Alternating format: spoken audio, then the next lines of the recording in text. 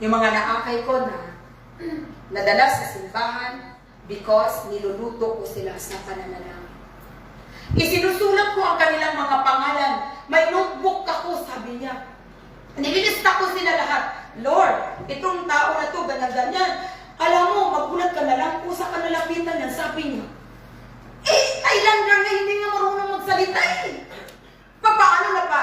Sabi, parang tayo sus ko, grabe. Binigyan tayo ng idea ngayon ni Lord na huwag mo talagang kaligtaan. Manalangin lagi sa tulong po ng banal na Espiritu. Even si Jesus, lagi siyang nasa prayer mode. Tayo, kapag nasa mood ako, mag-pray ako. Kapag hindi ako naantok, hindi ako napapagod, mag-pray ako. Pero si Jesus, anytime, prayer. Parang ang prayer sa kanya, parang hininga na niya.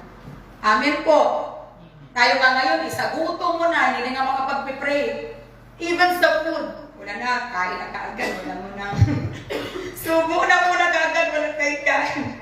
Praise God. So, ulitin ko, tayong lahat ay binigyan ko na halimbawa ni Jesus. Sabi ko dito sa John 17 verse 20, I am praying not only for these disciples, but also for all who will ever believe in me through their message.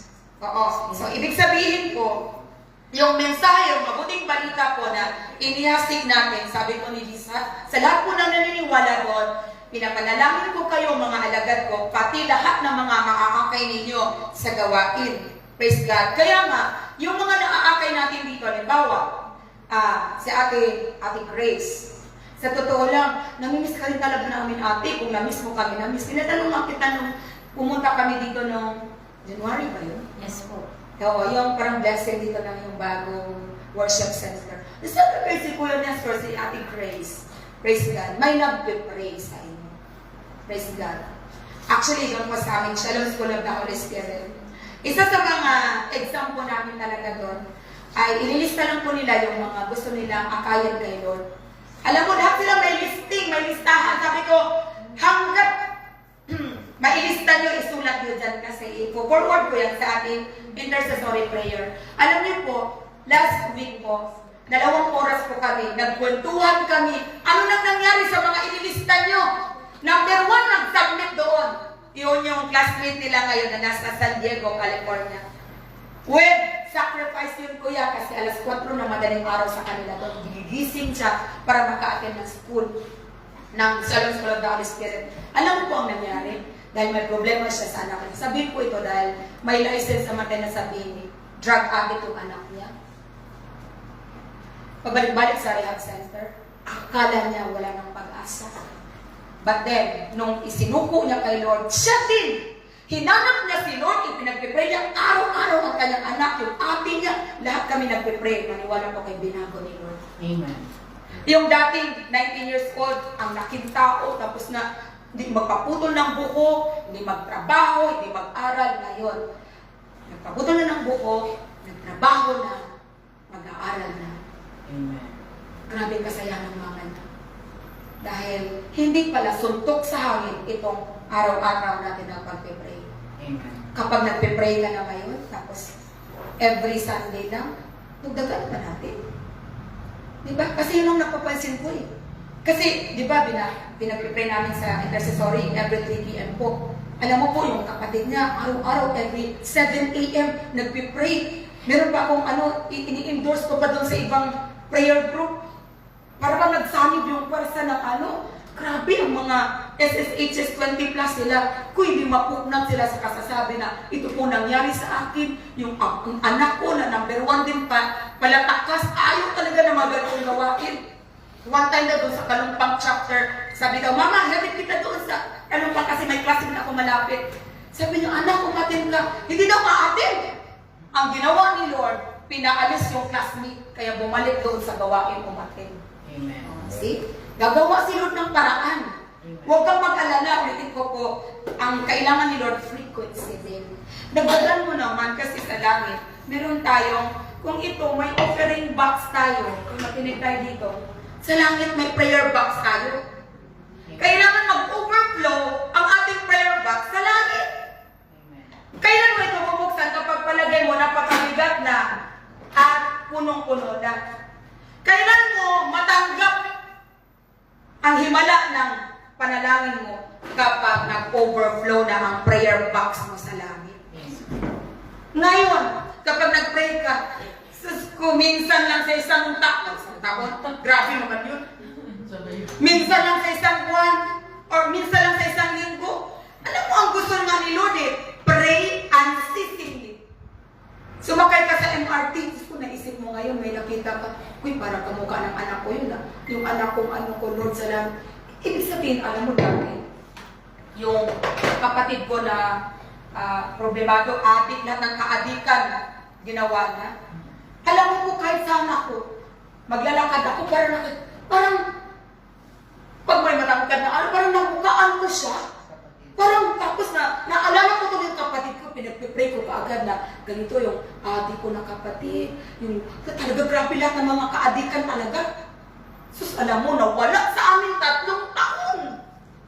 Yun ang nagtulak sa akin na mag-pray. Pag-pray talaga siya lagi, kahit saan ako, sa ang puso ko talaga, kahit madagdagan talaga yung prayer time mo kasi hindi pwedeng sa notebook mo, siya na lang pupunta ang hindi na ginagawa. Kasi hindi pa siya answered prayer. Marami na Thanksgiving prayer kasi ganyan-ganyan. Pero sa kanya, wala pa rin. Pero hindi ako nagsasama. Hindi ko alam kung ilang balde na ang luwa ibinigay ko doon. Pero isang araw, as I declared it, ang sabi ko talaga, January 1, Panginoon, sa birthday ng tatay namin, pauwiin ko talaga yung bunso namin.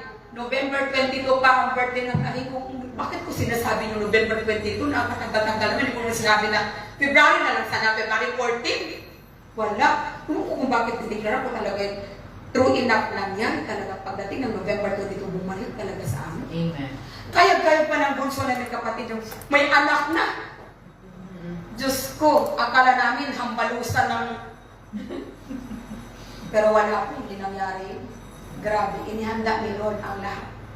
Para bang ano doon sa Bible, si Jacob at saka si Esau na magkapatid na talagang ako may element of takot pa, baka mamaya masumbatan ka sa mga pinagagawa mo. Pero no more sumbatan. You forgive like you have an amnesia. Amen. Ganon ang nangyari.